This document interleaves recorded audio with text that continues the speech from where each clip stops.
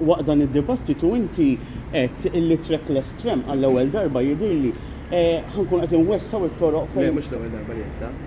Ħankun qed inwessaw it-toroq fejn hemm bżonn. Dan imur kontra dak li qal imma deputat tiegħek Ryan Kallus. Li qal li mhux se nwessaw biex ma nieħdux art agrikola. Li qedna aħna huwa ċar minn dejjem u mill-bidu illi trackless tram se tkun qiegħda tieħu karreġġata biex din allura tkun tassew puntwali u effiċjenti fejn hemm bżonn se nkunu qegħdin nwessaw anke fejn hemm bżonn semmejt ukoll ma nafx hekk forsi smajx di li se nkunu anke nagħmlu xi mina jew underpass kif il-fatt sar fil-proġett ta' Santa Lucia. Ejjew inħarsu li din il-proġett li huwa l-uniku proġett ta' trasport tal-massa li għandu l-elettorat quddiemu llum. Sfortunatament il-Partit Laburista Robert Abela għalinna u nefaq aktar minn 2 miljun euro biex jgħidilna li sab soluzzjoni għat-trasport tal-massa li se implementa 15-20 sena oħra fil-programm elettorali tiegħu ma qalinna xejn, anzi qed jgħidilna li x'aktarx ma jsirx x'iridu jagħmlu l-istudji. Konxu tal-fatt li dik li twessa aktar it-toroq se tqajjem ovvjament ħafna oppożizzjoni u ħafna protesti minn nies ambjentalisti kif ġara fl-aħħar snin. Konxu tal-fatt li fejn hemm bżonn iridu nagħmlu dak meħtieġ żgur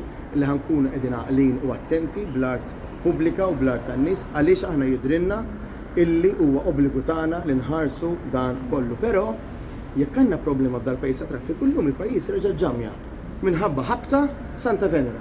Jekk għalikom huwa aċċettabbli għalija dan mhuwiex. U hemm bżonn insibu soluzzjonijiet. Gvern Laburista nefqu 700 miljun euro fit-toroq huwa għandna problema kbira fil-pajjiż. Ma jfisser li għandna bżonn soluzzjonijiet ta' veru.